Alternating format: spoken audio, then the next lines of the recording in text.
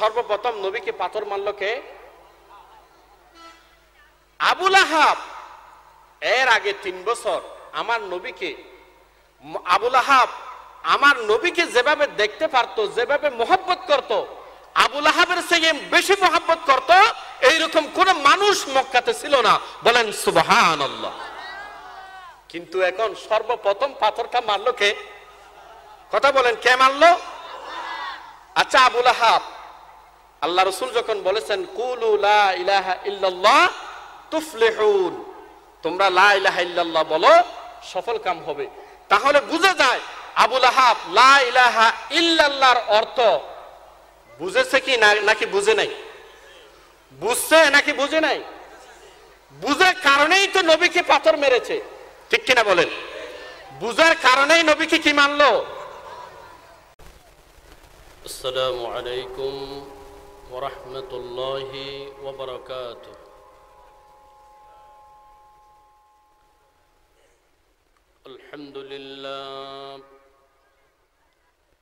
الحمد لله نحمده ونستعينه ونستغفره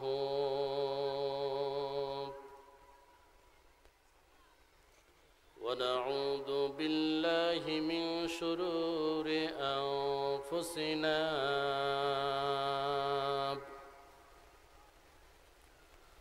ومن سيئات أعمالنا من يهده الله فلا مضل له ومن يضلله فلا هادي له ونشهد أن لا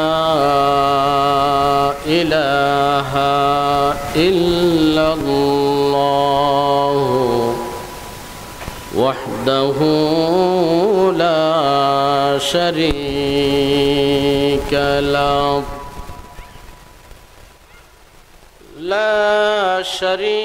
له ولا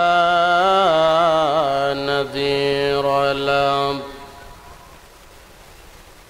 ولا مثيل له ولا كفيل له ونشهد أن سيدنا وسندنا وحبيبنا وحبيب ربنا وطبيبنا وطبيب قلوبنا محمدا عبد الله ورسوله فقد قال الله تعالى في كلامه المجيد وفرقانه الحميد أعوذ بالله من الشيطان الرجيم بسم الله الرحمن الرحيم تبت يدا أبي لهب وتب ما أغنى عنه ماله وما كسب سيصلى نارا ذات لهب وامرأته حمالة الحطب في جيدها حبل من مسد صدق الله المولانا العظيم وصدق رسوله النبي الكريم قال رسول الله صلى الله عليه وسلم كل يدخلون الجنة إلا من أبى فقيل من أبى يا رسول الله قال من أطاعني دخل الجنة ومن عصاني فقد أبى أو كما قال عليه الصلاة والسلام وقال الله سبحانه وتعالى في كلامه المجيد وفرقانه الحميد إن الله وملائكته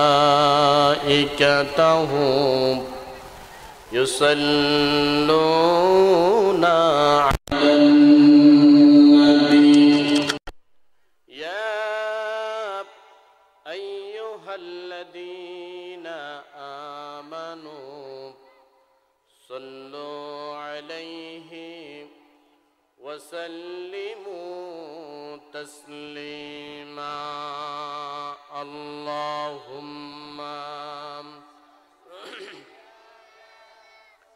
سيدنا مولانا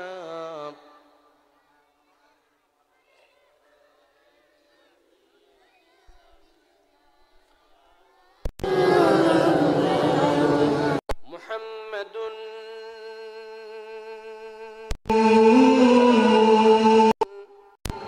سيد الكونين والثقلين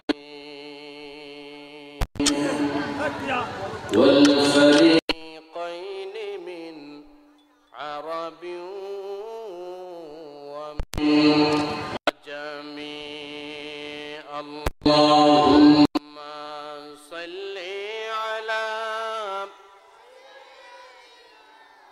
مولانا محمد وعلى سيدنا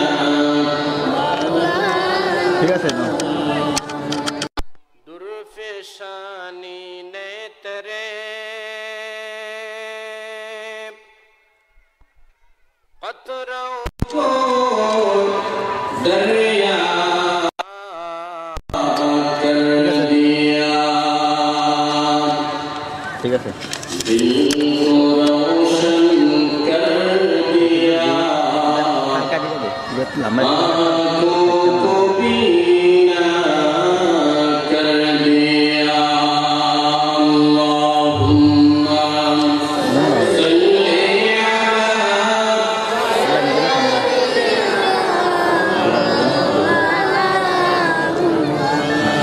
وعلى آل سيدنا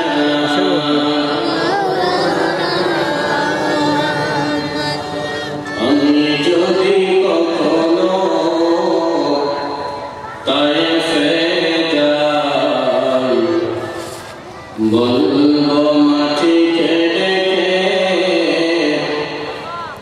নবীজির খুন জল কোথায় আমি যদি কখনো উহুদে যাই বলবো মাটিকে ডেকে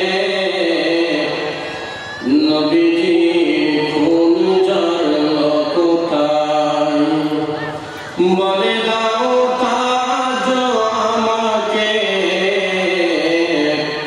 প্রতিশোধ দাবানো জ্বালাবো হেতায় আল্লাহুম্মা সাল্লি মাওলানা মুহাম্মদ ওয়া আলা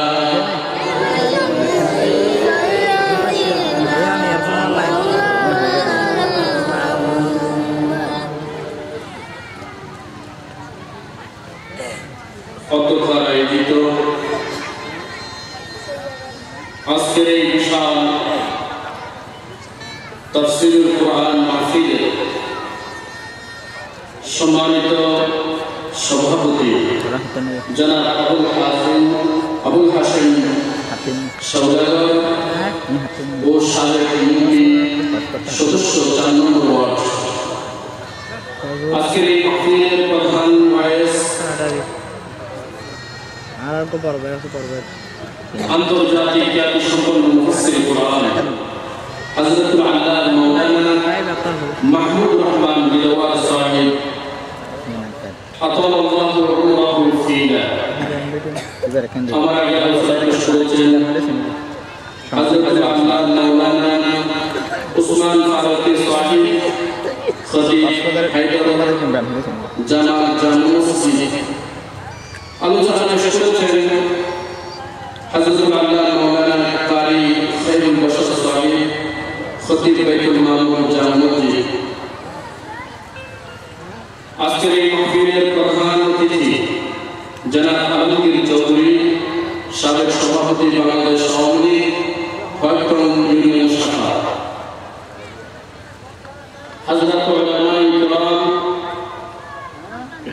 আমার সামনে উপবিষ্ট দিনদার ইমানদার মুসলিম তৌহিদি জনতা, পর্দার আড়ালে অবস্থানরত মা ও বোনেরা, আসসালামু আলাইকুম ওয়া রাহমাতুল্লাহি ওয়া বারাকাতুহু।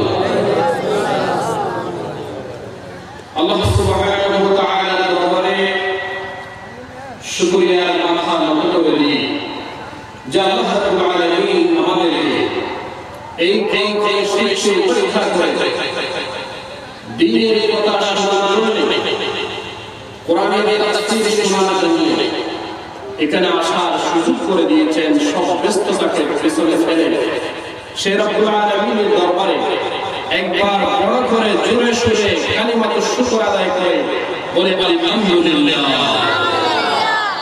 আমরা কি আজকে মাহফিলে আসার কারণে খুশি হয়েছি নাকি বেজার হয়েছি?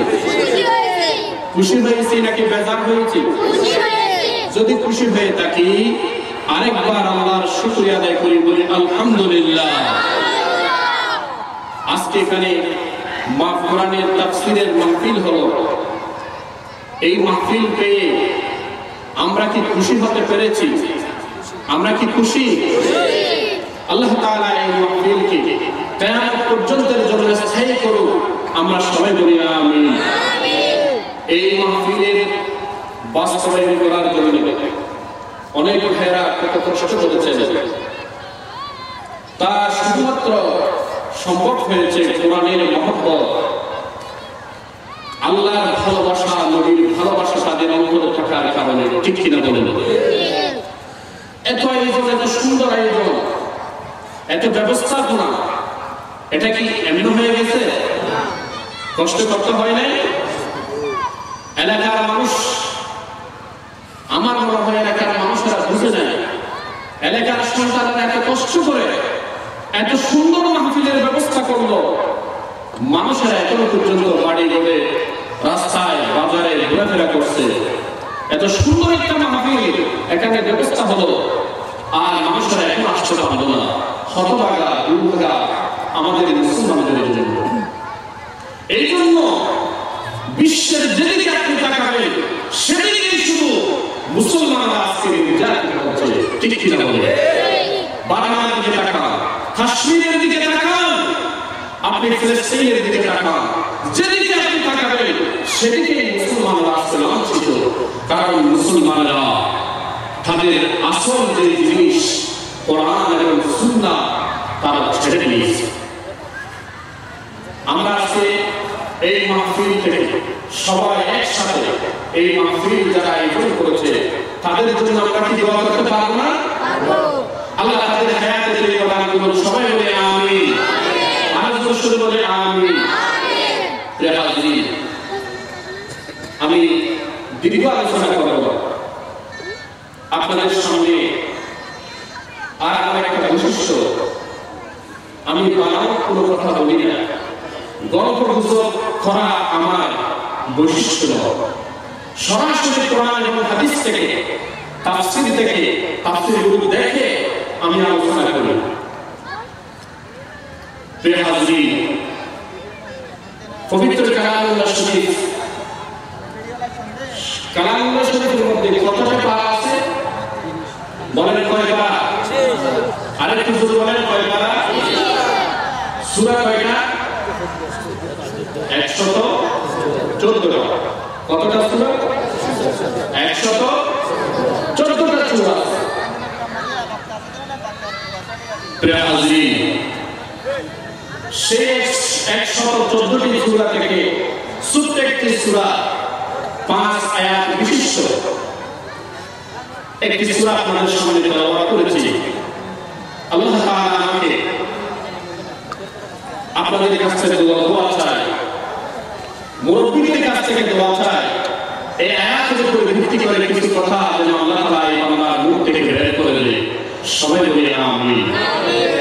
প্রিয় হাজিরিন, আমি যে সূরাটি তেলাওয়াত করেছি এটা তো আমাদের সকলের মুখস্থ আছে, তাই না? আমরা কি একসাথে সবাই একবার পড়তে পারবো? পারবো তো ইনশাআল্লাহ? সওয়াব হবে না? সওয়াব হবে তো নাকি গুনাহ হবে?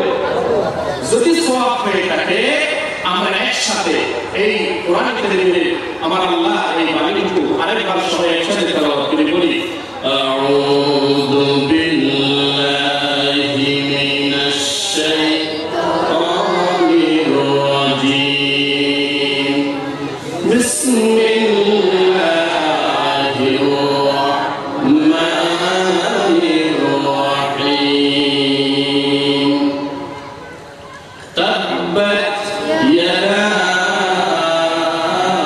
আবি লাহাব ওয়া তাব্বা, মা আগনা আনহু মালুহু ওয়া মা কাসাব, সায়াসলা নারান যাতা লাহাব ওয়া ইমরাতুহু হাম্মালাতাল হাতাব, ফি জিদিহা হাবলুম মিন মাসাদ। সাল্লাল্লাহুল মাওলানাল আযীম। প্রিয় হাজিরিন, এবার আসি আমরা আয়াতগুলো অর্থের দিকে। আল্লাহ তাআলা বলছেন, তাব্বাত ইয়াদা আবি লাহাব, আবু লাহাবের দুই হাত ধ্বংস হোক, ওয়া তাব্বা ধ্বংস হয়ে গেছে, মা আগনা আনহু মালুহু ওয়া মা কাসাব, মা আগনা কোনো কাজে আসবে না, আনহু তার পক্ষে তার কাজে, মালুহু তার মাল তার সম্পদ, ওয়া মা কাসাবা তার সন্তান সন্ততি, সায়াসলা নারান যাতা লাহাবি, লেখান যুক্ত শিখা যুক্ত অগ্নিতে অতি শীঘ্রই সে প্রবেশ করবে, ওয়া ইমরাতুহু হাম্মালাতাল হাতাব, সাথে তার স্ত্রী যে কাজটা বহন করে সেও প্রবেশ করবে, ফি জিদিহা হাবলুম মিন মাসাদ, এমন অবস্থায় যে তার গলায় রশি থাকবে। রেকর্ড অন নেই, রেকর্ড দিয়ে না না স্পষ্ট এমত অবস্থায় সে জাহান্নামে প্রবেশ করবে যে তার গলায় কি থাকবে? রশি থাকবে। আয়াতের অনুবাদ শেষ। প্রিয় হাজরিন, আয়াতের অর্থ এখানে চারটা জিনিসের কথা বলা হয়েছে। এক নম্বর আবু লাহাবের প্রভাব এবং আবু লাহাব নিজে ধ্বংস হয়ে গেছে। দুই নম্বর তার সম্পদ কোনো কাজে আসবে না। তিন নম্বর ওয়ামা কাসাবা, অর্থাৎ তার সন্তান সন্ততিরাও তার কোনো কাজে আসবে না। কয়টা গেছে? তিনটা। সায়াসলা নারন যাতা লাহাবিন ওয়ামরাআতুহু, 4 নাম্বার সে তো প্রবেশ করবে জাহান্নামে, সাথে থাকবে তার স্ত্রী। তাহলে কয়জনের ব্যাপারে কথা বলা হয়েছে? একটু কথা বল, আমার কথা বুঝতেছেন? অসুবিধা হচ্ছে না তো? যদি কথা বুঝে থাকেন একটু আমার সাথে শেয়ার করতে হবে। আপনারা যদি শেয়ার না করেন আমি বুঝবো আপনারা আমার কথা বুঝতেছেন না, ভালো লাগতেছে না, তাহলে আমি এখান থেকে নেমে যাব। আমার কথা বুঝতেছেন তো? তাহলে এই সূরার মধ্যে কয়জনের ব্যাপারে কথা বলা হয়েছে? একটু কথা বলেন, কয়জনের ব্যাপারে কথা বলা হয়েছে? একজন হচ্ছে আবু লাহাব, 2 নাম্বার হচ্ছে তার সম্পদ তার কোনো কাজে, 3 নাম্বার হচ্ছে তার সন্তান সন্ততিরাও তার কোনো কাজে, 4 নাম্বার হচ্ছে তার স্ত্রী তো কোনো কাজে আসবে না, সে জাহান্নামে প্রবেশ করবে এমত অবস্থায় যে তার গলায় কি থাকবে? আয়াতের অর্থ শেষ। প্রিয় হাজরিন, এই সূরাটি কখন নাজিল হয়েছিল? রাসূল পাক সাল্লাল্লাহু আলাইহি ওয়াসাল্লাম মক্কাতে নবুয়ত পাওয়ার পরে 13 বছর থেকেছিলেন। কয় বছর? কথা বলা যাবে তো? কথা বলেন। নবুয়ত পাওয়ার পরে আমাদের নবী মক্কাতে থেকেছিলেন, অবস্থান করেছিলেন কয় বছর? একটু কথা বলেন, কয় বছর? রাসূল পাক সাল্লাল্লাহু আলাইহি ওয়াসাল্লাম এই 13 বছরের মধ্যে প্রথম 3টা বছর নবুয়ত পাওয়ার পরেও গোপনে গোপনে কোরআনের দাওয়াত দিয়েছেন মানুষের কাছে। বলি আলহামদুলিল্লাহ। গোপনে দিয়েছেন দাওয়াত কোরআনের, নাকি প্রকাশ্যভাবে দিয়েছেন? গোপনে দিয়েছেন। 3 বছর নবী সাল্লাল্লাহু আলাইহি ওয়াসাল্লাম গোপনে দাওয়াত দেওয়ার পরে 3 বছর যেদিন পূর্ণ হয়ে গেল, সেদিন আল্লাহ তাআলা কোরআনের একটা আয়াত নাজিল করলেন, ওয়াআযির আশীরাতাকাল আকরাবিন। ওগো নবী, আপনি গোপনে গোপনে 3 বছর কোরআনের দাওয়াত দিয়েছেন, আমি আল্লাহর একত্ববাদের কথা প্রচার করেছেন গোপনে গোপনে 3টা বছর হয়ে গেল। নবী গো, আর গোপনে গোপনে দাওয়াত দেওয়া যাবে না।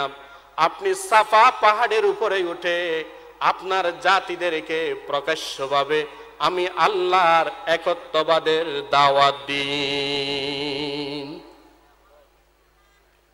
আল্লাহ যেখানে বলছেন প্রকাশ্যভাবে দাওয়াত দেওয়ার জন্য, সেখানে কি আর গোপনে দাওয়াত দেওয়ার কোনো সুযোগ আছে? কোনো সুযোগ আছে? আল্লাহর কথা শিরোধার্য। প্রিয় হাজরিন, রাসূল পাক সাল্লাল্লাহু আলাইহি ওয়াসাল্লাম এই অর্ডার পাওয়ার পরে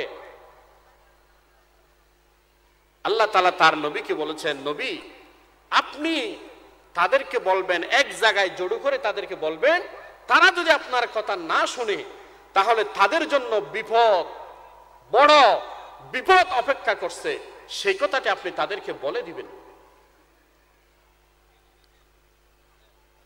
প্রিয় হাজরিন, মক্কাতে একটা বৈশিষ্ট্য ছিল, রেওয়াজ ছিল, কোন মানুষ যদি জাতীয়গতভাবে যদি কোনো বিপদ দেখে, সেই বিপদের কথা সাফা পাহাড়ের উপরে উঠে মানুষদেরকে ডেকে এক জায়গায় করে ওই বিপদের কথা বলে দিত। দুইটা পদ্ধতি ছিল। একটা পদ্ধতি হচ্ছে ওই ব্যক্তি ইয়া সবাহ অথবা ইয়া মাসা বলে ডাক দিত। আরেকটা পদ্ধতি ছিল মানুষ ডাকানোর। সেই পদ্ধতিটা হচ্ছে যিনি বিপদ দেখেছেন তিনি তার পরনের লুঙ্গিটা খুলে মাথার উপরে উড়াইতে থাকতেন। পাহাড়ের উপরে উঠে তার পরনের লুঙ্গিটা খুলে ওই লুঙ্গিটা উড়াইতে থাকতেন। মানুষেরা নিচে যারা ছিল তারা দেখতো, তখন বুঝতে পারতো যে এখানে এই লোকটা অবশ্যই আমাদের জন্য কোনো জাতীয় বিপদ দেখেছে। কথা বুঝা গেছে? আপনারা বলুন, আমাদের নবী সাইয়্যিদুল মুরসালিন যাকে আল্লাহ তাআলা সরাসরি গাইড করেন, তিনি কোন পদ্ধতিটা অবলম্বন করবেন? তিনি কি পরনের লুঙ্গিটা খুলতে পারেন? সুবহানাল্লাহ। আমার নবী সেই পদ্ধতিটা অবলম্বন করেন নাই। আল্লাহর নবী সাফা পাহাড়ের আরোহণ করে সকাল বেলা যখন হয়ে গেল, আল্লাহর নবী ডাক দিলেন, ইয়া সবাব, ইয়া সবাব, ইয়া সবাব, ইয়া সবাব বলে যখন আল্লাহর হাবিব ডাক দিলেন, তখন মক্কার সমস্ত মানুষেরা আল্লাহর নবীর এই আওয়াজকে শুনল। সবাই চলে আসলো, চিন্তা করলো মুহাম্মদ তো কোনোদিন এভাবে ডাক দেয় না, অবশ্যই মুহাম্মদ আমাদের জন্য কোনো জাতীয় বিপদ দেখেছে। আর মুহাম্মদ তো মিথ্যা কথা বলতে পারে না, সে ধোঁকাবাজি করতে পারে না। আমরা তো জানি তাকে আমরা আলামিন উপাধি দিয়েছি, সে বড় ভদ্রলোক, তার মতো ভদ্রলোক এই সমাজে আর নাই। সে যখন ডেকেছে অবশ্যই অবশ্যই আমাদেরকে সেখানে চলে যেতে হবে। ভাইয়েরা আমার, বন্ধুরা আমার, যেরকম সিদ্ধান্ত সেই রকম কাজ। সবাই চলে আসলো, বাবারা চলে আসলো, ছেলেরা চলে আসলো, সবাই চলে আসলো, মেয়েরা পর্যন্ত চলে আসলো। বাড়িতে কেউ থাকলো না, সবাই সাফা পাহাড়ের উপরে চলে আসলো। আসার পরে আল্লাহর নবী বললেন, সেখানে ছিল আবুল আহাব, আবু জেহেল, উতবা, সাইবা, মক্কার বড় বড় নেতারা ছিল। আসার পরে তারা বলতে লাগলো, মুহাম্মদ তুমি আমাদেরকে কেন ডেকেছো বলো, মুহাম্মদ কেন ডেকেছো আমাদেরকে? আল্লাহর নবী বললেন, ও মক্কার লোকেরা, আমার গোত্রের লোকেরা, আমার ভাইরা, আমি যদি আপনাদেরকে বলি এই পাহাড়ের পিছনে আপনাদের জন্য কিছু শত্রু অপেক্ষা করছে আপনাদের উপরে হামলা করার জন্য, আপনারা কি আমার কথা বিশ্বাস করবেন? সবাই বলল, হ্যাঁ অবশ্যই আমরা বিশ্বাস করব, কারণ মুহাম্মদ তুমি কোনোদিন ধোঁকাবাজি করো নাই, কোনোদিন মিথ্যা কথা বলো নাই মুহাম্মদ, অবশ্যই আমরা তোমার কথা বিশ্বাস করব। আল্লাহর নবী তখন বললেন, ও আমার গোত্রের লোকেরা, ও মক্কার কুরাইশ লোকেরা, মক্কার লোকেরা, জেনে রাখো তোমরা এতদিন পর্যন্ত কত ধরনের পূজা করেছ, মূর্তি পূজা করেছ, গাছ পূজা করেছ, বাঁশ পূজা করেছ। যদি এই সমস্ত পূজাগুলো বাদ দিয়ে যদি এক আল্লাহর পূজা না করো, তাহলে তোমাদের জন্য বড় বিপদের অপেক্ষা করছে, তোমাদের জন্য জাহান্নাম অপেক্ষা করছে। এই কথা যখন বললেন আল্লাহর নবী, সাথে সাথে সর্বপ্রথম আবুল আহাব বলে উঠল, তাব্বাল্লাকা ইয়া মুহাম্মদ আলিহাদা জামাতানা, ও মুহাম্মদ তোমার দুহা ধ্বংস হয়ে যাক, মুহাম্মদ তুমি ধ্বংস হয়ে যাও। এই কারণে কি এই কথা বলার জন্য তুমি আমাদেরকে এখানে ডেকেছো? এই কথা বলে সর্বপ্রথম আবুল আহাব কঙ্কর নিয়া, হাতে কঙ্কর নিয়া আল্লাহর নবীর শরীর মুবারকের দিকে মেরে দিল, নিক্ষেপ করলো কঙ্কর খনা। আল্লাহ তাআলার কুদরত, ওই পাথর খনা আল্লাহর নবীর শরীর মুবারকে পড়ে নাই, আল্লাহর নবীর শরীর মুবারকে পড়ে নাই। আবুল আহাব নবীর দিকে তুতু মারল, কিন্তু ওই তুতু আল্লাহর নবীর শরীর মুবারক পড়ে নাই। বলেন সুবহানাল্লাহ। প্রিয় হাজরিন, ওই সময়ে কিছু নতুন মুসলমানও সেখানে ছিল, কিন্তু মুসলমানরা ছিল গরিব, মুসলমানরা ছিল কি সংখ্যায় কম। নতুন মুসলমান মাত্র 3 বছর দাওয়াত দিয়ে যা কিছু মুসলমান বানাইতে পেরেছেন অল্প সংখ্যক মুসলমান। এরা কিন্তু আবুল আহাব যে আমার নবীকে গালি দিয়ে আমার নবীকে যে পাথর মারলো, এটা কি গরিব মুসলমানরা দেখে নাই? দেখেছে কিনা? কিন্তু গরিব মুসলমানদের কিছু করার ছিল না, কারণ সেখানে মক্কার সবচাইতে বড় টপ টেরর, সবচাইতে বড় সন্ত্রাসী আবুল আহাব ছিল, আবু জেহেল ছিল, উতবা ছিল, সাইবা ছিল। তাদের সামনে গরিব মুসলমানদের কিছু করার পারবে? কিছু করতে? ভাইরা আমার, বন্ধুরা আমার, গরিব মুসলমানেরা আল্লাহর নবীর শরীর মুবারকের দিকে যে আবুল আহাব পাথর মারলো, তুতু নিক্ষেপ করলো, সেটা দেখেছে, কিন্তু প্রকাশ্যভাবে কোনো প্রতিবাদ করতে পারে নাই। দুচোখের পানি ছেড়ে দিয়ে তারা আল্লাহর দরবারে বিচার দিয়ে দিল, আই রাব্বুল আলামিন, আমরা গরিব মুসলমান, আমরা যেই নবীকে এত ভালোবাসি, এত সুন্দর কথা বলেন, ওই নবীকে আবুল আহাব আমাদের চোখের সামনে পাথর মারলো। রব্বুল আলামিন, আমরা কিছুই করতে পারি না। ও আল্লাহ, তুমি তোমার দরবার থেকে, তোমার সুপ্রিম কোর্ট থেকে তোমার কুদরতি ভাবে আমাদের বিচারের রায়টা শুনিয়ে দাও আমাদেরকে। আমাদের এই বিচারটা আপনার কাছে দিলাম, আপনি আমাদের এই বিচারটা করে দিন। গরিব মুসলমানরা আল্লাহর কাছে বিচার দিয়েছে।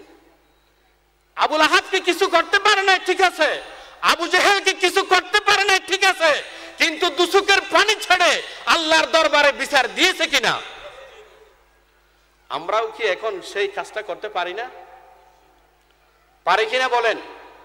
কিছু করতে পারবো না, ঠিক আছে, কিন্তু আধার রাতে তখন তো কেউ বাধা দিবে না। আপনি জেগে তাহাজ্জুদের নামাজ পড়ে আল্লাহর দরবারে দোয়া করেন, চোখের পানি ছেড়ে দেন, বলেন, আল্লাহ, আমাদের এই জুলুম থেকে আমাদেরকে কখন তুমি রক্ষা করবা? পারা যাবে না? যাবে কিনা? একটু দরুদ শরীফ পড়ে, আল্লাহুম্মা সাল্লি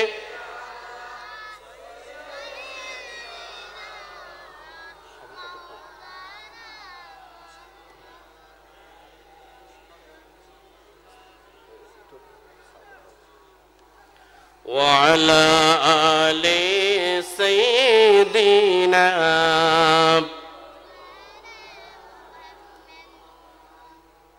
অনরা ইক্কাবাজি দরুদ শরীফ না পড়ে? দরুদ শরীফ পড়ে না নাকি? দরুদ শরীফ পড়লে মানা করে হনে কেউ? তো বড় আওয়াজ দিয়ে পড়িবেন, জোরে সোরে নবীর প্রেম লই, মুহাব্বত লই, জোরে সোরে পড়িবেন। পড়েন, আল্লাহুম্মা সাইয়্যিদিনা মাওলানা ওয়া আলা আলি।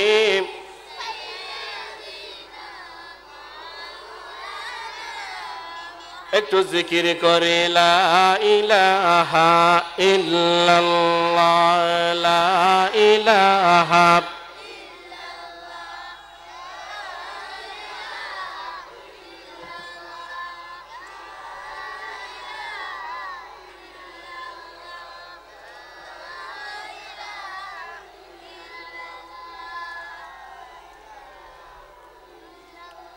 সূর্য ওঠে রোজ সকালে আলোর ধারা নিয়ে, ফুলের আগন্ধ বিলায় বাতাসেতে গিয়ে, মৌমাছিরা গুনে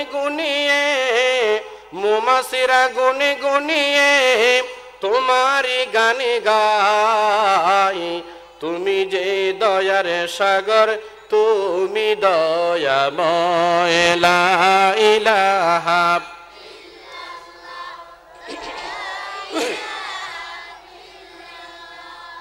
লা ইলাহা ইল্লাল্লাহ, লা ইলাহা ইলাহা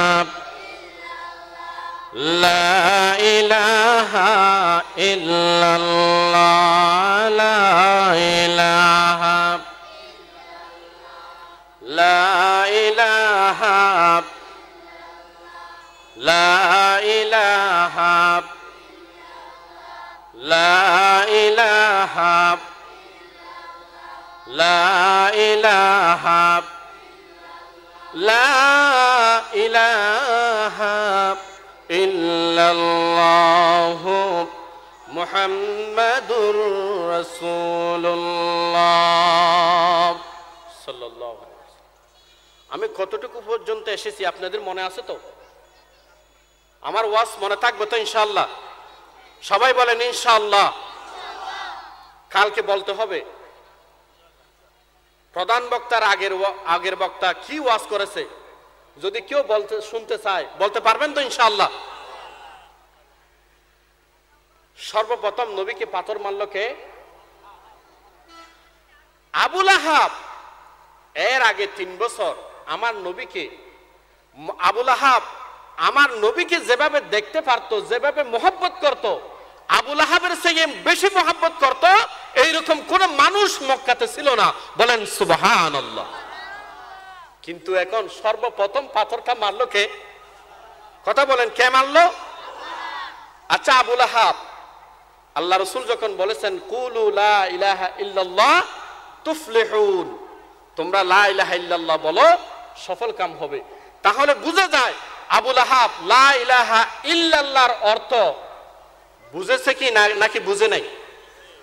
বুঝছে নাকি বুঝে নাই? বুঝার কারণেই তো নবীকে পাথর মেরেছে, ঠিক কিনা বলেন? বুঝার কারণেই নবীকে কি মানলো? প্রিয় হাজিরিন, সেই দিনকার মতো মিটিং শেষ হয়ে গেল, সমাবেশ শেষ হয়ে গেল। এবার পুরা সূরা নাজিল হয়ে গেল। তাব্বাত ইয়াদা আবি লাহাবিন ওয়া তাব্বা মা আগনা আনহু মালুহু ওয়া মা কাসাবা সায়াসলা নারান যাতা লাহাবিন ওয়া ইমরাআতুহু হাম্মালাতাল হাতাব ফি জিদিহা হাবলুম মিন মাসাদ। পুরো সূরাটা নাজিল হতে লাগলো। নাজিল যে হচ্ছে সেটা আবু লাহাব শুনতেছে। কে শুনতেছে? আবু লাহাব আরবি জানে কিনা? আরবির অর্থ জানে কিনা? এই সূরাটার অর্থ আবু লাহাব বুঝেছে কিনা? আবু লাহাব বুঝার কারণে তাব্বাত ইয়াদা আবি লাহাব ওয়া তাব্বা পর্যন্ত বলা হয় নাই। জিবরাইল আলাইহিস সালাম এতটুকু পর্যন্ত তেলাওয়াত করেন না এখনো পর্যন্ত। আবু লাহাব দিছে দৌড়। আবু লাহাব কি করছে? দৌড় দিছে। এমন ভাবে দৌড় দিছে, আমাদের দেশে বলে না যে ফাদি ফাদি দিয়ে তো দৌড়াবাজি, ক্যাঙ্গুরি দিয়ে দে, ডরে ফাদি ফাদি দিয়ে দে, তাহলে বুঝা যাবে আবু লাহাবের তব্বতিয়া দ্বারা অর্থ বুঝছেন নাকি না বুঝেছে। আবু লাহাব দৌড় দিল। অনেক দূরে যাওয়ার পরে দেখা হয়ে গেল আবু জেহেলের সাথে। আবু জেহেল বলে, আবু লাহাব রে, তুমি তো মক্কার নেতা, বড় ভদ্রলোক মানুষ, তুমি মক্কার সর্দার, তুমি এভাবে দৌড়াও কেন? তুমি এভাবে দৌড়াও কেন? কি হয়েছে? কি সমস্যা হয়েছে আমাদেরকে বলো।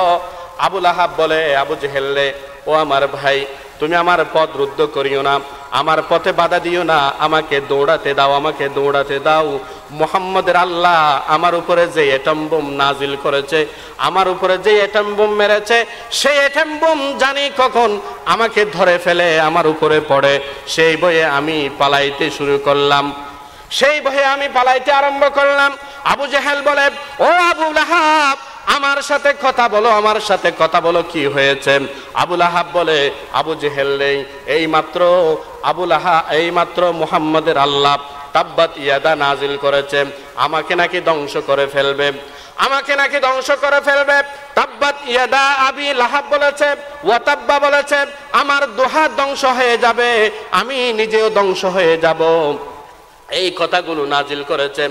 আমি জানি মুহাম্মদের আল্লাহ যেই কথাগুলো বলে সেই কথাগুলো হুবহু রক্ষা করে, সেটা বাস্তবায়ন করে ছাড়ে। এখন বলেছে আমি জানি না কখন আমাকে আবু মুহাম্মদের আল্লাহ ধরে ফেলে, এই তব্বতিয়াদার অ্যাটম বোম কখন আমার উপরে ছুড়ে মারে। আমাকে ছেড়ে দাও আবু জেহেল, আমার পথ রুদ্ধ করিও না, আমাকে বাধা দিও না। আমার বড় ভয় হচ্ছে আমি কোথাও গিয়ে এমন জায়গায় লুকিয়ে থাকবো যেখানে মুহাম্মদের আল্লাহ আমাকে দেখতে পাবে না। এটা কার কথা বলেন? কার কথা? যে আমি এমন জায়গায় গিয়ে লুকিয়ে থাকবো যে জায়গায় মুহাম্মদের আল্লাহ আমাকে পাবে না, আমাকে দেখতে পাবে না। আসলে কি আমরা যাকে আল্লাহ মানি সে আল্লাহ কি সেই রকম? আমাদের আল্লাহ কি কোথাও লুকিয়ে থাকলে দেখেন না, দিন দুপুরে থাকলে রাস্তায় ঘাটে থাকলে দেখেন এরকম না। আমাদের আল্লাহ যেখানে আপনি থাকবেন না কেন, পাথরের নিচে হলেও আমার আল্লাহ দেখেন কি দেখেন না? আবু লাহাব আবু জেহেলের সাথে আর বেশি কথাবার্তা না বলে দিছে দুট। এক জায়গায় গিয়া ছোট্ট একটা সুড়ঙ্গ, দুই পাহাড়ের মাঝখানে একটা গর্ত, ওই গর্তের ভিতরে গিয়ে লুকিয়ে থাকলো। বলেন নাউজুবিল্লাহ। আবু লাহাব মুহাম্মদের আল্লাহর কথাকে ভয় পেয়েছে কি? ভয় পায় নাই? অবশ্যই ভয় পেয়েছে, এবং সে বিশ্বাসও করেছে মুহাম্মদের আল্লাহ যাই বলে তা করে থাকে। ঠিক কিনা বলেন? তাইলে আল্লাহ তাআলা এখানে চারজনের ব্যাপারে কথা বলেছেন।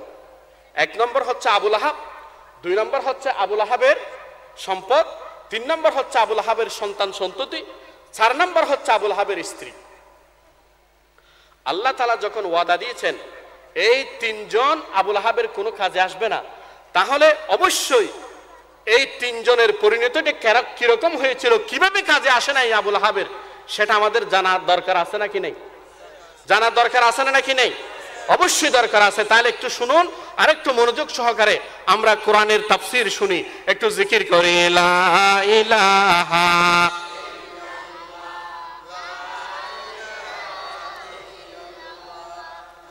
লা ইলাহা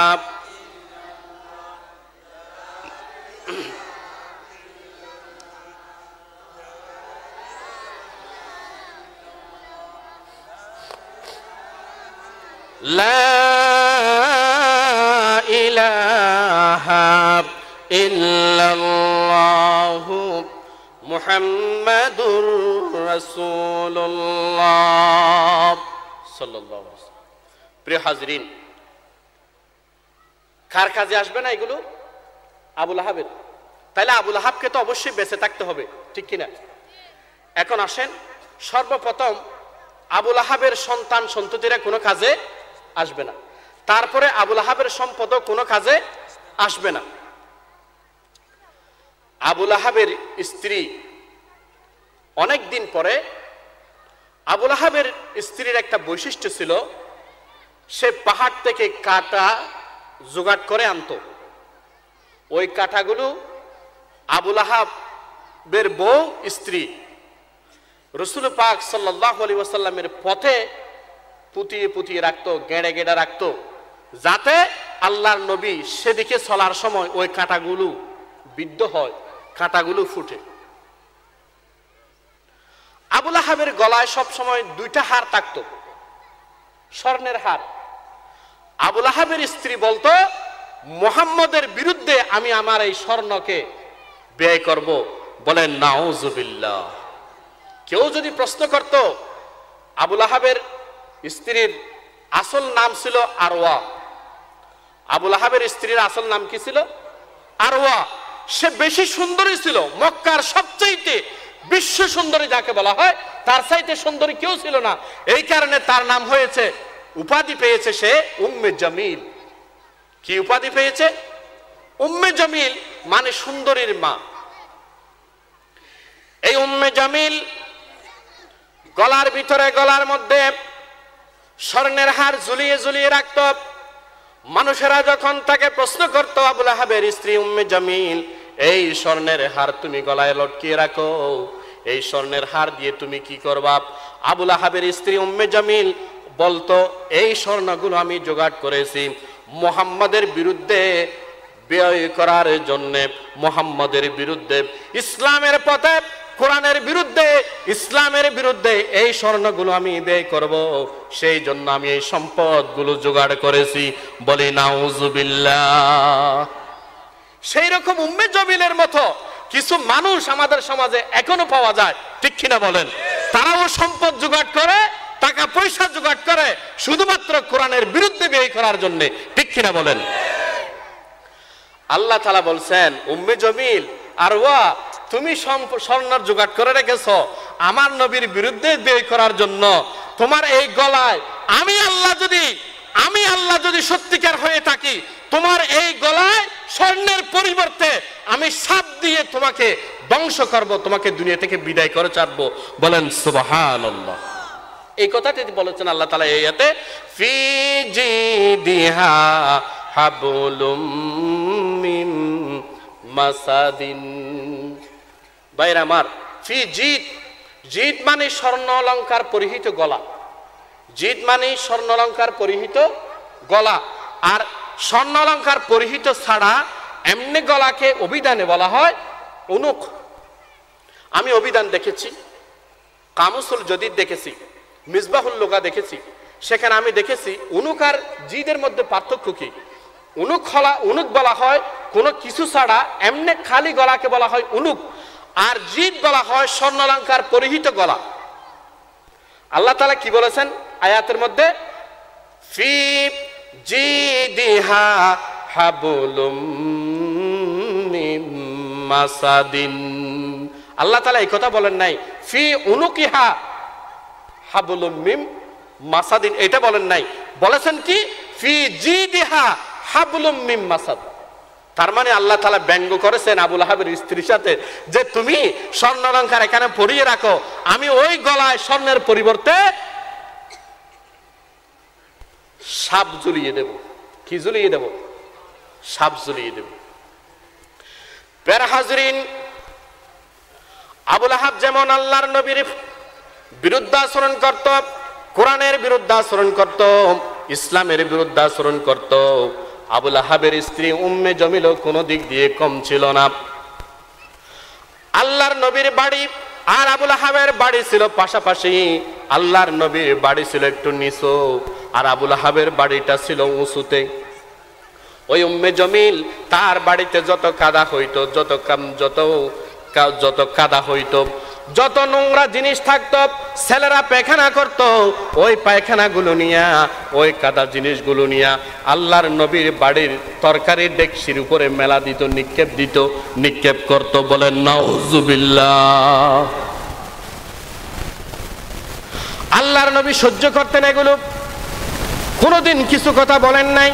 যেহেতু আবু লাহাবের স্ত্রী ছিল আল্লাহর নবীর চাচী, আল্লাহর নবীর সাথে তো দুশমনি করার পরেও আল্লাহর নবী তার চাচীকে সম্মান দিয়েছেন, কোনোদিন কটু কথা বলেন নাই। ভাইরা আমার, বন্ধুরা আমার, আমাদের নবী তাহাজ্জুদের নামাজ পড়ার জন্য উঠতেন, পুকুরে যাইতেন ওযু করার জন্য। এর আগে আগে আবু লাহাবের স্ত্রী উঠে, ঘুম থেকে উঠে ওই অন্ধকার পথের মধ্যে আল্লাহর নবী যেই পথ দিয়া পুকুরে যাবেন, আর ওই পুকুর থেকে যেই পথ দিয়া বাড়িতে আসবেন, সেই পথের মধ্যে আবু লাহাবের স্ত্রী কাঁটা বিদ্ধ করে করে রাখতো, কাঁটা গেড়ে গেড়ে রাখতো, যাতে আল্লাহর নবী ওই কাঁটাগুলো বিদ্ধ হয়। একদিন আল্লাহর নবী পুকুরে গেলেন ওযু করার জন্যে, ওযু সেরে তিনি চলে আসতেন। পথের মধ্যে অন্ধকার রাত, ওই পথের মধ্যে কাঁটাগুলো বিদ্ধ ছিল। আল্লাহর নবী তার পা মুবারকের মধ্যে কাঁটাগুলো বিদ্ধ হলেন, আর যন্ত্রণায় কাতর হইয়া তিনি বাড়িতে এসে বড় বড় আওয়াজ দিয়ে কান্নাকাটি করেন। আর ওই কান্নাকাটির আওয়াজগুলো আবু লাহাবের স্ত্রী উম্মে জমিল শুনে শুনে বড় বড় আওয়াজ দিয়ে হাসে, বড় বড় আওয়াজ দিয়ে হাসে যে মুহাম্মদ কষ্ট পাচ্ছে। মুহাম্মদ কষ্ট পাওয়ার কারণে উম্মে জমিল খুশি হয়ে গেছে। বলেন নাউজুবিল্লাহ, নাউজুবিল্লাহ।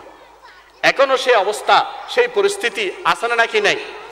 দ্বীনের পক্ষে, কোরআনের পক্ষের মানুষেরা যখন কষ্ট পায়, আর কিছু মানুষ সেগুলো দেখে দেখে হাসাহাসি করে, ঠিক কিনা বলেন? আল্লাহ তাআলা কি তাদের আবু লাহাবের স্ত্রীকে ছেড়েছেন? ছাড়েন নাই। প্যারা হাজরিন, আল্লাহর নবী কেঁদেছেন, আল্লাহর দরবারে নালিশ করেছেন, বিচার দিয়েছেন, এই বাড়ি তাআলা এই কেমন শাসি আমাকে দিলা। দুনিয়ার শাসিগুলো দেখলাম অন্যরকম, বাইফুদদেরকে কত আদর করে, না নিজে না খেয়ে খাওয়ায়, নিজে না পরে বাইফুদদেরকে পড়ায়, কত আদর করে বাইফুদদেরকে দেখলাম। আল্লাহ তুমি এমন এই কেমনই শাসি আমাকে দিলা, যে শাসি নিজের বাইপুতের যন্ত্রণা দেখে বড় বড় হাসি দেয়, নিজের বাইপুতের চলার পথে কাটা বিদ্ধ করে রাখে। আল্লাহ তুমি এই কেমন শাসি আমাকে দান করলা। ভাইয়েরা আমার, বন্ধুরা আমার, তাফসীরের মধ্যে এসেছে, তাফসীরে মাজহারি ইবনে কাসির আমি দেখেছি, তাফসীরে জালালাইন আমি দেখেছি, এই তাফসীর ইবনে কাসিরের মধ্যে এসেছে আল্লাহর নবী যেদিন কান্নাকাটি করলেন সেদিন আল্লাহর নবীর বাড়ির সামনে দুইটা সাপ ছিল। ওই দুইটা সাপ আল্লাহর নবীর ক্রন্দন দেখে আর তারা সহ্য করতে পারলেন না। আল্লাহ তাআলার দরবারে ফরিয়াদ জানালেন, আল্লাহ আই বাড়ি তাআলা এই কুটিনি বুড়ি, এই আবুল আহাবের বউ, আবুল আহাবের স্ত্রী উম্মে জমিল আমার নবীর চোখ দিয়ে পানি জড়াইছে। আল্লাহ তাআলা তুমি আমাদেরকে অনুমতি দাও, আমরা এই উম্মে জমিলকে কামড়াইয়া কামড়াইয়া দুনিয়া থেকে বিদায় করব। আবুল আহাবের স্ত্রী উম্মে জামিল সে পাহাড় থেকে কাটা আনতো, জোগাড় করতো, বেঁধে আঠি বেঁধে কাটা আনতো। একদিন সে পাহাড়ে গেল কাটা আনার জন্যে, পথে আসার সময় অনেক দূর পথ হাঁটলো, কাতর হয়ে গেল, পরিশ্রান্ত হয়ে গেল। আবুল আহাবের বউ স্ত্রী আসার পরে আস্তে আস্তে কিছু দূর আসার পরে একটা গাছের নিচে আরাম করতে লাগলো, বিশ্রাম নিল। আবুল আহাবের বউ একটা গাছের নিচে বিশ্রাম নিতে লাগলো। ভাইয়েরা আমার, বন্ধুরা আমার, তাফসীরের মধ্যে এসেছে, বিশেষ করে তাফসীর ইবনে কাসিরের মধ্যে এসেছে, ওই সময় ওই দুইটা সাপ, যেই দুইটা সাপ আল্লাহর কাছে দরখাস্ত করেছিল আবুল আহাবের বউকে মারার জন্য, ওই দুইটা সাপ ওই গাছের উপরে গিয়ে বসে থাকলো। বলেন সুবহানাল্লাহ। আবুল আহাবের বউ উম্মে জামিল ওই গাছের নিচে বিশ্রাম নিচ্ছে। ঠিক এই সময় সাপেরা বুঝতে পারলো এখানে আবুল আহাবের বউ এসেছে। ওই আবুল আহাবের বউ এসেছে এটা বুঝতে পারার কারণে সাপ দুটো গাছ থেকে আস্তে আস্তে নামলো। আস্তে আস্তে নামতে নামতে আবুল আহাবের বউয়ের গলার সাথে বেড়াইতে লাগলো, পেঁচাইতে লাগলো। সুবহানাল্লাহ, সুবহানাল্লাহ বলেন, আরো জোরে বলেন সুবহানাল্লাহ।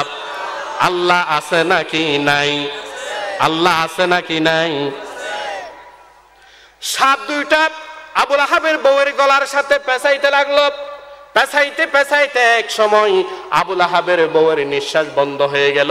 ওই জায়গাতে আবুল আহাবের বউ উম্মে জমিল আরওয়া ওই জায়গাতেই শেষবারের মতো দুনিয়া থেকে বিদায় হয়ে গেল।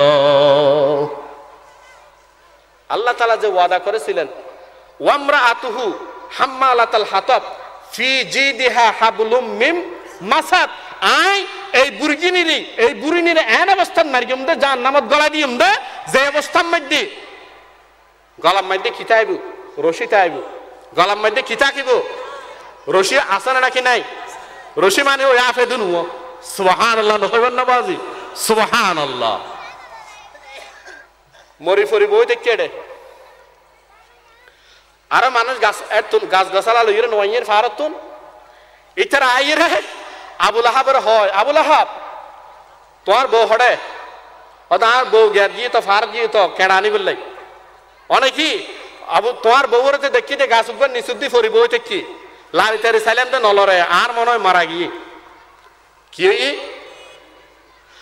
আবুল আহাব বলে, ও ভাইরা আমার, বন্ধুরা আমার, আমার ওই মুহাম্মদের আল্লাহ ওই 13 হিজরিতে নবুয়তের 13 সালে যেই কথা বলেছিলেন, তাব্বাত ইয়াদা নাজিল করে যেই কথা বলেছিলেন, সেই কথা আমার মনে হয় একটা একটা বাস্তবায়ন হতে লাগলো, একটা একটা বাস্তবায়ন হতে লাগলো। আবুল আহাব বুঝেছেন কিনা নাকি নফার আওয়াজ? ভাইরা আমার, বন্ধুরা আমার, আবুল আহাবের বউ চলে গেল, আল্লাহর ওয়াদা বাস্তবায়ন হয়ে গেল। ওয়ামরাআতুহু হাম্মালাতাল হাতাব ফি জিদিহা হাবলুম মিন মাসাদ। এমত অবস্থায় আবুল আহাবের বউ জাহান্নামে ঢুকলো, যে সময়ে আবুল আহাবের বউয়ের গলার মধ্যে রশি ছিল। রশি আছে না নাকি নাই? আল্লাহর ওয়াদা ঠিক হয়েছে কি হয় নাই? আল্লাহ আবুল আহাবের বউকে কি ছেড়ে দিয়েছেন নাকি শাস্তি দিয়েছেন? সম্মানিত মুসল্লিয়ান কিরাম, প্রিয় হাজরিন, আল্লাহ তাআলা যেমন আবুল আহাবের বউকে ছাড়েন নাই, ঠিক তদ্রূপ ভাবে যারা যারা ইসলামের সাথে দুশমনি করবে, কোরআনের সাথে দুশমনি করবে, নবীর সাথে দুশমনি করবে, আল্লাহ তাদেরকেও কিয়ামত পর্যন্ত ছাড়বেন না, অবশ্যই তাদেরকে শাস্তি দিয়ে ছাড়বেন। বলেন ঠিক কিনা?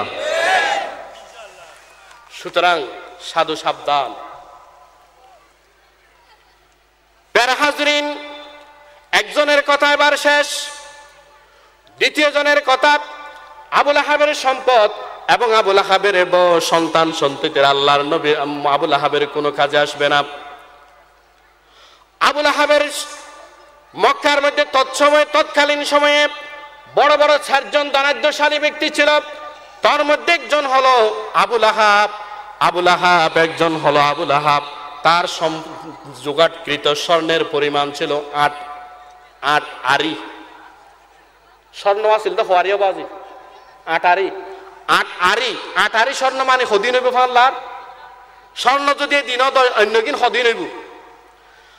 আবুল আহাব 8 আরি স্বর্ণের মালিক ছিল। মক্কার বড় বড় 4 জন ধনাঢ্য সম্পদশালী ব্যক্তিদের মধ্যে একজন আবুল আহাব ছিল। আর আবুল আহাবের 3টা ছেলে ছিল, উতবা, উতাইবা, মাতিয়াব। কয় ছেলে? একটু কথা বলেন, কয় ছেলে? আবুল আহাবের কয় ছেলে? উতবা, উতাইবা, মাতিয়াব। উতবা, উতাইবা এই 2টা ছেলে বড়, মাতিয়াব ছিল ছোট। উতবা এবং উতাইবার সাথে আল্লাহর নবীর 2 মেয়ের বিবাহ হয়েছিল। আল্লাহর নবীর 2 মেয়ের কি হয়েছিল? বিবাহ হয়েছিল। তখন কিন্তু সেটা জায়েজ ছিল, এখন কিন্তু জায়েজ। বলেন, এখন জায়েজ আছে? আমাদের মুসলমানদের ছেলে মেয়েদের সাথে অন্য ধর্মাবলম্বী ছেলে মেয়েদের সাথে বিবাহ জায়েজ আছে? আছে নাকি? কিন্তু তারপরেও আমাদের দেশের কিছু কিছু লোকেরা এই কাজটা করে কিনা? এটা জায়েজ নাই, এটা সম্পূর্ণরূপে হারাম। তখন জায়েজ ছিল সেটা।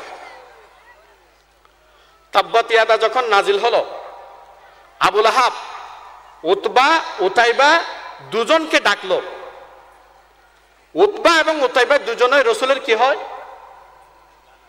জামাই, জামাতা।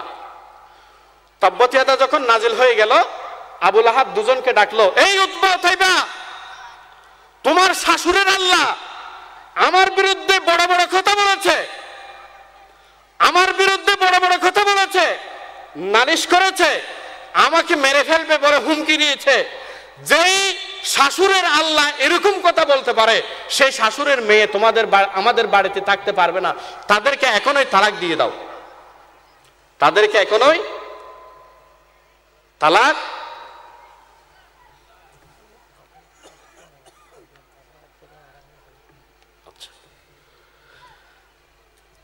উতবা উতাইবা মুহাম্মাদের 2 কন্যা জয়নাব এবং উম্মে কুলসুমকে বিবাহ করেছিল। সূরা তাব্বাত ইয়াদা যখন নাজিল হয়ে গেল, আমার বাবার বিরুদ্ধে যখন মুহাম্মাদের আল্লাহ কথা বলেছে, সুতরাং ওই মুহাম্মাদের মেয়েদেরকে আর আমাদের বাড়িতে রাখা যাবে না, তাদেরকে তালাক দিতে হবে। তারা তালাক দিল, জয়নাব এবং উম্মে কুলসুমকে তালাক দিল। আর সেই সময় ওই তাদের সামনে ছিল আল্লাহর নবী, তাদের শাশুড় উতাইবা আল্লাহর নবীর শরীরের দিকে থুতু নিক্ষেপ করে দিল। আল্লাহর নবী বড় কষ্ট পাইলেন, সামাজিকভাবে হেয় প্রতিপন্ন হলেন, বড় কষ্ট পাইলেন। আল্লাহর নবীর 2টা মেয়েকে একসাথে তালাক দিল, সামাজিকভাবে তিনি মনে বড় কষ্ট পাইলেন, বেইজ্জত হলেন। ওই সময় আল্লাহর নবী ওই উতাইবার জন্য দোয়া করে দিলেন, বদদোয়া করে দিলেন, আল্লাহুম্মা সাল্লিত আলাইহি কালবাম মিন কিলাবিক। ও আল্লাহ, এই উতাইবা আমার গায়ের দিকে থুতু নিক্ষেপ করেছে, এখানে আমার কেউ নাই। আল্লাহ আমি তোমাকে বিচার দিলাম, তুমি এই বিচারটা করো আল্লাহ। এই জালেমের উপরে তোমার কুকুর সমূহ থেকে একটা কুকুর পাঠাইয়া এই জালেমকে দুনিয়া থেকে বিদায় করে দাও। আল্লাহর নবী বদদুয়া করলেন। আর আল্লাহর নবীর বদদুয়া কি কাজে বাস্তবায়িত হবে নাকি হবে না? আল্লাহর নবীর বদদুয়া কি বিফলে যাবে? যাবে না। প্রিয় হাজরিন, আল্লাহর নবীর 2 মেয়েকে তালাক দিয়ে দিল। আল্লাহর নবী বাড়িতে চলে আসলেন, ফিরে আসলেন। উতবা উতাইবা বাড়িতে চলে আসলো। আবু লাহাবের সাথে উতাইবা, যার জন্য আল্লাহর নবী বদদুয়া করলেন, আল্লাহুম্মা সাল্লিত আলাইহি কালবাম মিন কিলাবিকা বলে বদদুয়া করলেন। ওই আবু লাহাব উতাইবাকে নিয়ে সিরিয়ায় ব্যবসা করার জন্য গেল। যাইতে যাইতে কত দূর যাওয়ার পরে রাত হয়ে গেল। তাদেরকে এক জায়গায় থাকতে হবে। আরে কিছু সফর সঙ্গী ছিল, ব্যবসায়িক বন্ধুরা ছিল। এক জায়গায় যাওয়ার পরে তাদের রাত্রি যাপন করতে হবে। এক জায়গায় তারা রাত্রি যাপন করার জন্য সিদ্ধান্ত নিল। ওই জায়গাতে পাশে একটা গির্জা ছিল, খ্রিস্টানদের উপাসনালয় ছিল। ওই উপাসনালয় থেকে একটা গির্জার একজন সন্ন্যাসী এসে, মৌলবী এসে ওই আবু লাহাবকে বলল, আবু লাহাবের সফর সঙ্গীদেরকে বলল, ভাইয়েরা আপনারা যদি এখানে থাকতে চান তাহলে আপনাদের একটা কাজ করতে হবে। সেটা হচ্ছে আপনাদেরকে খুব হুঁশিয়ারে থাকতে হবে, কারণ এই জায়গাটা হচ্ছে রাতে যদি রাত যখন হয়ে যায়, গভীর জঙ্গল থেকে এই জায়গার মধ্যে অনেক ভাল্লুক আসে, হিংস্র প্রাণীরা এখানে এসে জমায়েত হয়। আপনারা যদি এই জায়গাতে থাকতে চান খুব হুঁশিয়ারে থাকতে হবে। তখন আবু লাহাবের আরেকবার মুহাম্মদের বদদুয়ার কথা স্মরণ পড়ে গেল। আরেকবার ওই সূরা লাহাবের কথা স্মরণ পড়ে গেল। আল্লাহর নবী যে বদদুয়া করেছেন, আল্লাহুম্মা সাল্লিত আলাইহি কালবাম মিন কিলাবিকা, বদদুয়া করেছিলেন উতাইবার ব্যাপারে, সেই বদদুয়ার কথা স্মরণ পড়ে গেল। আবু লাহাব জানে মুহাম্মদ যেই দোয়া করে সেটা বাস্তবায়ন হয়ে থাকে। মুহাম্মদের আল্লাহ যেই দোয়া করে, যেই কথা বলে সেটা বাস্তবায়ন হয়ে থাকে। আবু লাহাব বড় ভয় পেয়ে গেল, অন্তরে বড় ভয় পেয়ে গেল আবু লাহাব সফর সঙ্গীদেরকে ডাকলো, আবু লাহাব উতাইবাকে ডাকলো, আর সফর সঙ্গীদেরকে ডাকলো। সফর সঙ্গীদেরকে বলল, ও ভাইরা আমার বড় ভয় লাগে। এই খ্রিস্টান সন্ন্যাসী আসে আমাকে বলল এখানে নাকি পাহাড় থেকে হিংস্র জন্তুরা আসে। আমার মনে হয় আজকে মুহাম্মদের বদদুয়াটা কার্যকর হয়ে যাবে। মুহাম্মদের বদদুয়াটা কার্যকর হয়ে যাবে, আমার বড় আশঙ্কা হয়।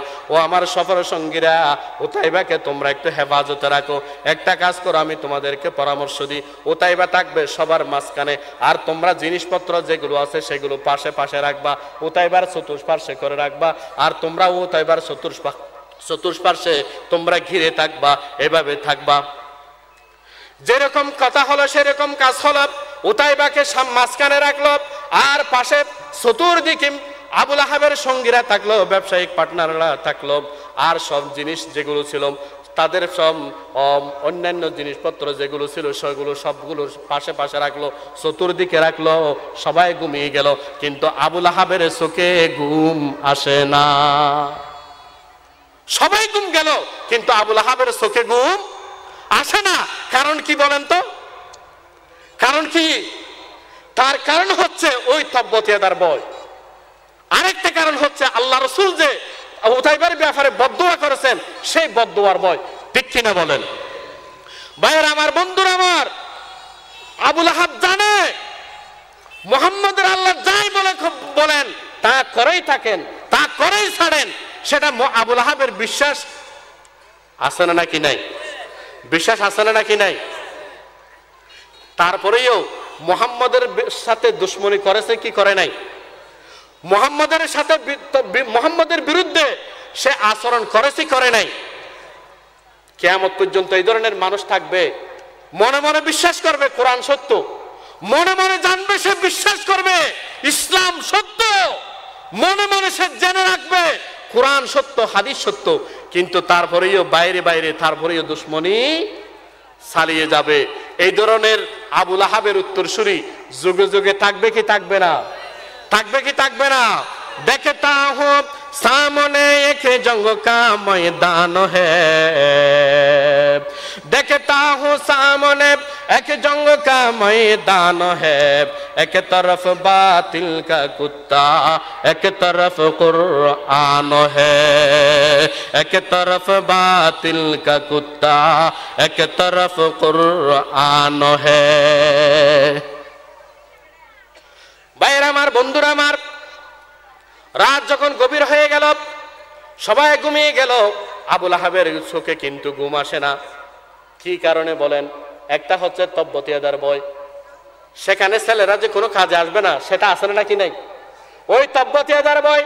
2 নম্বর হচ্ছে মুহাম্মদ যে বদদুয়া করেছিল, আল্লাহুম্মা সাল্লিত আলাইহি কালবাম মিন কিলাবিক, ওই পাদ্রী, খ্রিস্টান পাদ্রী এসে বলেও দিয়েছে, সেই কারণে তার সন্দেহটা প্রকট হয়ে গেছে, তার চোখে আর ঘুম আসে না, তার চোখে আর ঘুম আসে না।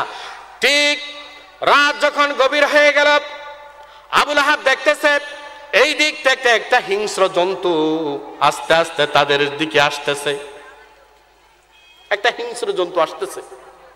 আবুল আহাব চোখ মিডির মিডির করে করে একবার কেসায়, একবার ওতাই বাড়ি কেসায়, একবার বাগরিক কেসায়, একবার ওতাই বাড়ি কেসায়, আর একবার তব্বতিয়াদার হতা স্মরণ করে, আবার ওই রসুলের বদদুয়া আল্লাহুম্মা সাল্লিত আলাইহি কালবাম মিন কিলাবিক দুয়াইবের হতা স্মরণ করে। ভাইয়ের আমার, বন্ধুরা আমার, ওই বাঘটা, হিংস্র জন্তুটা, জাআতিল আসাদু ইলাইহিম, ওই হিংস্র জন্তুটা তাদের সামনে আসলো, তাদের বরাবর আসলো। আবুল আহাব খেয়াল করে ভালো করে লক্ষ্য করতেছে ওই হিংস্র জন্তুটা কি করে। ওই হিংস্র জন্তুটা আবুল আহাব বলতেছে আমি দেখলাম ওই হিংস্র জন্তুটা আমাদের পাশ বরাবর আসলো, আসার পরে দেখতে পেলাম একজন করে নাক শুকাইতে লাগলো। নাকর গ্রান লদ্দে, কি লদ্দে বাগিবে, নাকর গ্রান লদ্দে নাক শুকাইতে লাগলো। না, একজনের নাক শুকায় সেটা উতাইবা নয়, ছেড়ে দে। আরেকজনের নাক শুকায় সেটা উতাইবা নয়, তাকেও ছেড়ে দে। আরেকজনের নাক শুকে সেটা উতাইবা নয়, তাকেও ছেড়ে দে। এভাবে শুকতে শুকতে আসলো মাঝখানে, তাকে আবু উতাইবাকে পাইল। উতাইবাকে পাওয়ার সাথে সাথে তার নাক শুয়ে, তার নাকের গ্রান নিয়ে ওই বাঘ বুঝতে পারলো সেই উতাইবা, আর তাকে ছাড়াছাড়ি হলো না। আবুল আহাব বলতেছে ওই বাঘটি আস্তে করে ওই উতাইবাকে সবার মাঝখান থেকে তার গালের ভিতরে করে উপর তুলে নিয়ে কত দূর পর্যন্ত গিয়ে ওই উতাইবাকে ছেড়ে ফিরে দুনিয়া থেকে বিদায় করে দিল। আবুল আহাব বলতেছে আমি এই তামাশাগুলো দেখতে লাগলাম এই তামাশাগুলো কি হচ্ছে আমার চোখের সামনে, কিন্তু আমি কাউকে ডাকিও নাই, আমি নিজেও কিছু করি নাই। কারণ আবুল আহাব নিজে নিজে চিন্তা করতেছে এখন তো সেই উতাইবাকে শেষ করেছে, আবার না জানি যদি আমাকে ধরে, আবার যদি আমাকে ধরে। কত সিটার, কত বাটফার হলে দেখেন নিজের একটা ছেলেকে নিজের চোখের সামনে থেকে নিয়ে যাচ্ছে বাগে, সে কিন্তু একটা শব্দও করে নাই। আসলেই বুঝতে পেরেছেন আপনারা ইসলামের দুশমনরা মানসিকভাবে দুর্বল, ঠিক কিনা বলেন? যদিও বা বাইরে হুমকি দমকি দেয়, কিন্তু ভিতরে ভিতরে তারা কি দুর্বল। নিজের চোখের সামনে নিজের সন্তানকে নিয়ে যাচ্ছে, কিন্তু একটা শব্দও সে করার সাহস পায় নাই।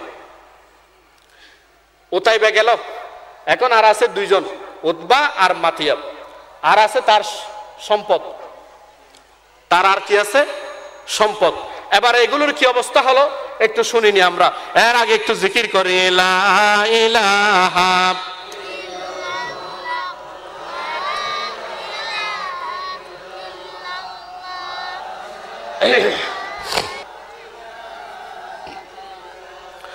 রিক্সা চলে না চালক ছাড়া, নৌকা চলে না মাঝি ছাড়া, রিক্সা চলে না চালক ছাড়া, নৌকা চলে না মাঝি ছাড়া, আরে দুনিয়া চলে না আল্লাহ ছাড়া, মুমিন চলে না জিকির ছাড়া। লা ইলাহা লা ইলাহা লা ইলাহা লা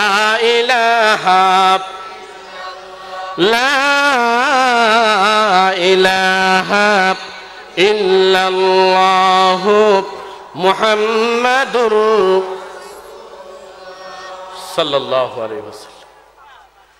আল্লাহ তাআলা ওয়াদা দিয়েছিলেন, আবু লাহাব তুই আমার নবীরে ফাতর মারলি, আমার নবীকে বেইজ্জত করলি, তুই একটা ফাতর মারছিস, আমি তার একটা ফাতরের বিনিময়ে তোর গোষ্ঠী সদ্য ধ্বংস করে দিব। আমার আল্লাহ ওয়াদা করেছেন কি করেন নাই? এখন সেই ওয়াদা বাস্তবায়ন হতে লাগলো, ঠিক কিনা বলেন? এখন সেই ওয়াদা বাস্তবায়ন হতে আবু লাহাবের স্ত্রী শেষ হয়ে গেছে, উতাইবা শেষ হয়ে গেছে, এখন আছে আর 2 সন্তান তার সম্পদ। তাব্বাত ইয়াদা নাজিল হওয়ার পরে আবু লাহাব তো একটা সুড়ঙ্গের ভিতরে গোপনে লুকিয়েছিল, সে মনে করেছিল সেখানে আল্লাহ দেখবে না, ঠিক কিনা? আবু লাহাব সেদিনের মতো বেঁচে গেল। কিছুদিন পরে বদরের যুদ্ধ, বদরের যুদ্ধ হলো। বদরের যুদ্ধ হলো মুসলমানদের সাথে আর মক্কার কুরাইশদের সাথে, কাফের মুশরিকদের সাথে। সেখানে মক্কার কাফেররা তালিকা করলো যুদ্ধে কে কে যাবে। কথা আমার দিকে খেয়াল করেন, ভালো করে শুনেন। সেখানে তালিকা হলো যুদ্ধে কারা কারা যাবে আগামীকাল। তালিকা হলো, সেই তালিকায় কিন্তু আবু লাহাব নিজের নামটা লেখাই নাই। আবু লাহাব কিন্তু সেই তালিকায় নিজের নামটা লেখাই নাই। সবার নাম লেখাইছে কিন্তু সে তার নামটা দেয় নাই। কারণ কি?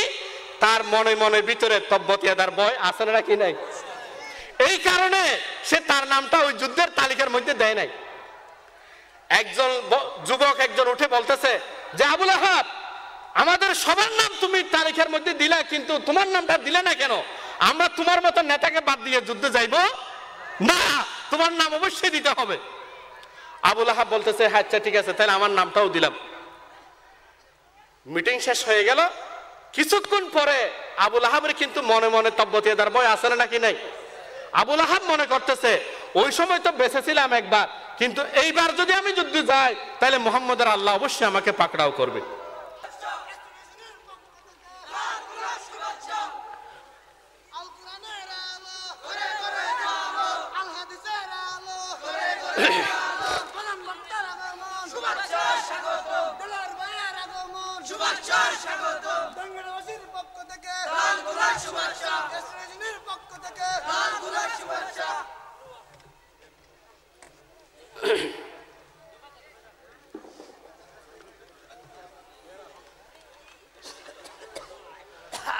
আমি আমার আলোচনা আমি গুটিয়ে আসতেছি, আপনারা একটু ধৈর্য ধরেন। বদরের যুদ্ধ হলো,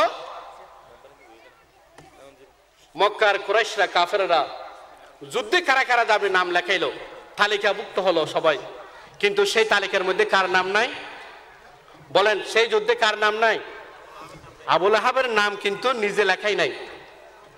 কারণ সে জানে, সে বিশ্বাস করে আমি একদিন বেঁচে গিয়েছিলাম, কিন্তু এই যুদ্ধে যদি যাই মুহাম্মদের আল্লাহ অবশ্যই আমাকে পাকড়াও করবে। আমরা যে আল্লাহকে মানি, আমরা যাকে আল্লাহ হিসেবে মানি, তিনি কি যুদ্ধের মাঠে গেলে ধরতে পারেন আর ঘরে থাকলে ধরতে পারেন না? এরকম নাকি? এরকম না। আমরা যে আল্লাহকে মানি সে আল্লাহ এরকম, যুদ্ধের মাঠে গেলে যেমন ধরতে পারেন, যুদ্ধের মাঠে না গেলেও ঘরে বসে থাকলেও তাকে সে আল্লাহ ধরতে পারেন, ঠিক কিনা বলেন?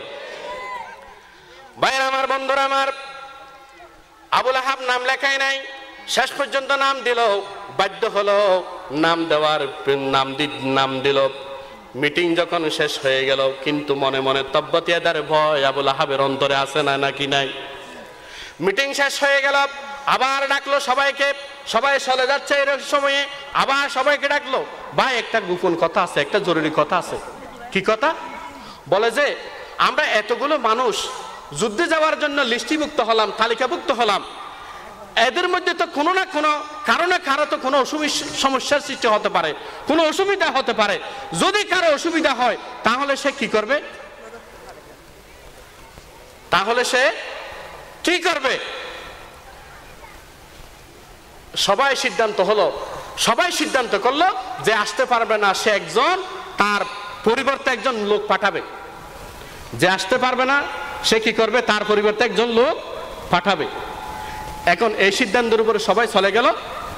আবু লাহাব তার মনে মনে বলতেছে যে আসতে পারবে না, এই তালিকাভুক্ত থেকে যে আসতে পারবে না সেটা তো আমি, কারণ আমি তো যুদ্ধে যাব না কোনোদিন, কারণ আমি যদি যুদ্ধে যাই তাহলে মুহাম্মদের আল্লাহ আমাকে সেখানে পাকড়াও করবে। আবু লাহাব খুব চিন্তা করতেছে কিভাবে বাঁচা যায়, কাকে পাঠা যাবে আমার পরিবর্তে, তার পরিবর্তে। আবু লাহাব তাফসীরের মধ্যে এসেছে আবু লাহাব একজন লোককে সুদি টাকা লাগিয়েছিল। অনেক টাকা হয়ে গেছে, কারণ অনেক বছর হয়ে গেছে দিতে পারতেছে না। সেটা আদআফা মুদাআফা, চক্রবৃদ্ধি হারে সুদের পরিমাণ বাড়তে বাড়তে এরকম হয়ে গেছে বাটি বিটে বেচলেও বিক্রি করলেও সেই টাকা পরিশোধ করা সম্ভব হবে না। আবু লাহাব মনে মনে চিন্তা করতেছে আমি এই লোকের কাছে যাব। সে একেবারে রাতের আন্ধারে সুফিসারে এই লোককে গিয়ে বলল, এই হয়তো আমার টাকা পরিশোধ করবি, না হয় আমার পরিবর্তে কালকে তোমাকে বদরের যুদ্ধে যাইতে হবে। সে আর কি করবে, টাকা তো পরিশোধ করতে পারবে না। সে সিদ্ধান্ত জানিয়ে দিল যে ভাই মুনিব, আমি অবশ্যই যুদ্ধে যাব আপনার পরিবর্তে। সে আবু লাহাব 10টার সময় ওই লোকটাকে নিয়ে চলে আসলো যে ও ভাই এতুন জনের ফরইতে এন্ড ডিসেন্ট্রি আরম্ভ হয়ে দবাই আর তো না এটা আইজনের হন সুযোগ নো আছিল আল্লাহ সম্ভব নয়, আর পরিবর্তে আমি মানুষ ইবার নি দিয়া তোমার ইবার হলো জরহন্না সুবহানাল্লাহ। আবু লাহাব যদিও বা বাইরে না মানিলেও ভিতরে ভিতরে মুহাম্মদের আল্লাহ হতা জিয়ান হয় ইয়ান যে সত্য, ইয়ান যে বাস্তবে পরিণত করে, ইয়ান আবু লাহাবের তো বিশ্বাস আছে না নাকি নাই? যুদ্ধ শেষ হয়ে গেল, মুসলমানরা বিজয় লাভ করল। সেখানে মক্কার বড় বড় কাফেররা নিহত হলো, মুসলমানরা বিজয় লাভ করলেন।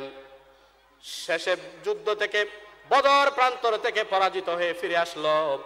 আবু লাহাব সেই চিন্তায়, বদরের যুদ্ধে যে তারা পরাজিত হলো সেই চিন্তায়, সেই টেনশনে আবু লাহাব বাড়ি থেকে বের হয় না। বাড়ি থেকে বের না হতে তার ভিতরে এমন একটা রোগ হয়ে গেল, যেই রোগটার কোনো ঔষধ তখনও আবিষ্কার হয় নাই। তখনও সেই রোগটার কোনো ঔষধ আবিষ্কার হয় নাই। ওই রোগের যন্ত্রণায় কাতর হইয়া সে একদিন অনেক দিন যন্ত্রণায় কাতর হইতে হইতে যন্ত্রণা সহ্য করতে করতে একদিন বিছানায় পড়ে মারা গেল। বিছানায় পড়ে থাকল। সমাজের সর্দাররা তার যেই ছেলে ছিল উতবা এবং মাতিয়াবকে ডাকল, ও উতবা আর মাতিয়াব, তোমার বাবা অনেক দিন পর্যন্ত রোগের যন্ত্রণায় বাড়িতে থাকলো। তোমার বাবার যে রোগ হয়েছে ওই রোগটা ছোঁয়াচে রোগ। তোমার বাবার যে রোগ হয়েছে ওই রোগটা ছোঁয়াচে রোগ, একজন থেকে আরেকজনের কাছে পারায়। ওই রোগটা যদি আমাদের সমাজের কোনো লোককে যদি পেয়ে বসে তাহলে তার দায়িত্বভার তোমাদেরকেই নিতে হবে অবশ্যই। না হয় তোমরা তোমাদের বাবাকে বাড়ি থেকে বের করে দাও। ওই ছেলেরা সিদ্ধান্ত নিল তার বাবাকে তারা বাড়ি থেকে বের করে দিবে। কেমন করে বের করে দিবে? বাবার কাছেও তো যেতে পারে না, কারণ তাদেরও একটা ভয় আছে। তাদের বাবার যে রোগ হয়েছে ছোঁয়াচে রোগ, ওই ছোঁয়াচে রোগ তাদের কাছেও পার হয়ে যাবে, এই ভয়ে তারা তাদের বাবার পাশেও যায় না। শেষ পর্যন্ত কিছু ভাড়াটে লোক ভাড়া করে এনে তাদের বাবাকে দূর মরুভূমিতে নিয়ে ফেলে রাখলো। উতাইবা গেল, মাতিয়াব গেল, আর আবু লাহাবের যে সংরক্ষিত স্বর্ণ ছিল সেই স্বর্ণগুলো নিয়ে গেল। উতবা আর মাতিয়াব আবু লাহাবের সামনে গিয়ে স্বর্ণগুলো ধরল, তার চোখের সামনে স্বর্ণগুলো রাখলো। আর তারা দুই পুত্র তার বাবাকে গিয়ে বলতে লাগলো, বাবারে তুমি তো দুনিয়া থেকে বিদায় নিয়ে যাইবা, আমরা তোমার কোনো উপকার করতে পারলাম না, তোমার দুইটা সন্তান আমরা দুনিয়াতে বেঁচে থাকলাম, তোমার স্বর্ণ থাকলো, তোমার কোনো উপকারে আসতে পারলো না, কারণ তোমার এই রোগের কোনো চিকিৎসা করা যাচ্ছে না, এখনো পর্যন্ত এই রোগের কোনো চিকিৎসা আবিষ্কার হয় নাই, কোনো রোগ কোনো ঔষধ আবিষ্কার হয় নাই। এই কারণে এই স্বর্ণগুলো খরচ করা যাচ্ছে না, ব্যয় করা যাচ্ছে না, আর আমরাও তোমার কোনো কাজে আসলাম না। আমার মনে হয় ওই তাব্বাতিয়াদের কথাগুলো আস্তে আস্তে একটা একটা বাস্তবায়ন হতে লাগলো। আবুল আহাব তার পুত্রদ্বয়ের কথাগুলো শুনে স্বর্ণের দিকে চেয়ে থাকলো, আর স্বর্ণের দিকে চেয়ে চেয়ে থাকে তার পুত্র দুইজন পুত্রের দিকে তাকাইয়া তাকাইয়া দুই চোখের পানি ছেড়ে দিয়ে অজর নয়নে কাঁদতে লাগলো। আহা, আমি কি করলাম? ইসলামের সাথে দুশ্মনী করলাম, মুহাম্মদের বিরুদ্ধে আচরণ করলাম, মুহাম্মদের সাথে বিরুদ্ধে দুশ্মনী করলাম, এত সম্পদ আমি জোগাড় করলাম, কোনো কাজে আসলো না, আমার সন্তানরা আমার কোনো কাজে আসলো না, কি লাভ হলো? আবুল আহাব আফসুস করতেছে, কিন্তু সেই সময়ের আফসুস আবুল আহাবের কোনো কাজে আসবে? আসবে না। আবুল আহাবের কোনো কাজে আসবে না। সেই আফসুসটা কাজে আসতো যদি আবুল আহাব আরো আগেই হায়াত থাকতে যদি সেই আফসুসটা করত, সেই উপলব্ধিটা যদি তার জন্ম হতো, তাহলে সেই উপলব্ধিটা কাজে আসতো। এখন তার কোনো কাজে আসবে না। প্রিয় হাজিরিন, প্রিয় ভাইয়েরা, প্রিয় উপস্থিতি, এই সংক্ষিপ্ত আকারে যেহেতু প্রধান মেহমান এসে গেছেন, আমি আপনাদের সামনে কোরআনের এই সূরার তাফসীর আপনাদের সামনে তুলে ধরলাম। আল্লাহ তাআলা আমাদেরকে এই আয়াত থেকে, এই সূরা থেকে শিক্ষা নেওয়ার জন্য তৌফিক দান করুন। আমরা সবাই বলি আমিন। ওয়া আখির দাওয়ানা আনিল হামদুলিল্লাহি রাব্বিল আলামিন। আসসালামু আলাইকুম ওয়া রাহমাতুল্লাহি ওয়া বারাকাতুহু।